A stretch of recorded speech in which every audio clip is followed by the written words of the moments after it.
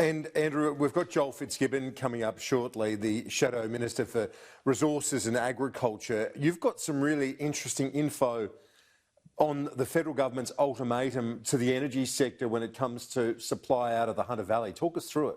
Yes, Kieran. So this threat by the Prime Minister last week that his government's Snowy Hydro will build a gas plant in Newcastle if AGL does not build the 250 gigawatt gas-fired power station they had planned to replace Liddell. This came as news to AGL because they apparently have every intention, once they get planning approval they are waiting for from the New South Wales government, to announce by the PM's deadline next April that they are building the plant. The PM says he has concerns that there will be a 1,000 megawatt shortfall in power by 2023 when Liddell shuts. This is disputed because a recent report by the Australian Energy Market Operator amended 2017 advice that another 1,000 megawatts was required to 154 megawatts. But that 154 megawatt number will increase in subsequent years until Snowy Hydro comes on board in 2026. Have a look here at the government's own Liddell Task Force report, which shows that between now and 2023-24, projects in the pipeline, including Energy Australia's Tallawarra Power Station and AGL's plant, will easily account for that 1,000 megawatts in power. So there you have all of the plans in the pipeline there, adding up to more than 1,000 megawatts.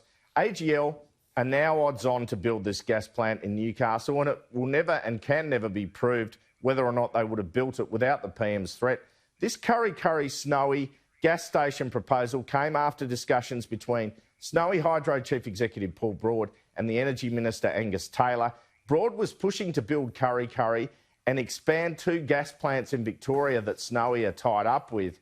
But Broad told Taylor that if AGL built its proposed plant, the Curry plant would not be needed. Regardless, the announcement last week allowed Scott Morrison to do more talking about his ambitions for gas and manufacturing and wedge Labor on climate issues.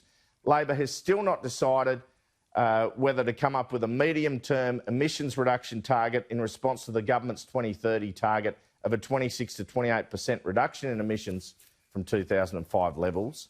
Labor won't be coming up with a 2030 target, but there is still a chance before the next election that it will come up with a medium-term target, I'm told. Here's an exchange I had on this with opposition leader Anthony Albanese in January, where he spoke about the reason why Labor did not need a 2030 target, but might come up with one for, say, 2035. We will. On climate change, for example, one of the things that we're likely to do is to announce a longer-term target before we announce, because by definition, 2050? You're able Zero to net do emissions, that. 2050? Well, we'll wait and we'll make our announcements at an appropriate time, but you can make those longer-term announcements before you then make announcements that are impacted by what's happening right now. Good to see the government's watching, Kieran. Just had a note here from someone senior in government saying the issue isn't reliability shortfall, which is all AEMO looks at. It's the impact on price we're concerned about.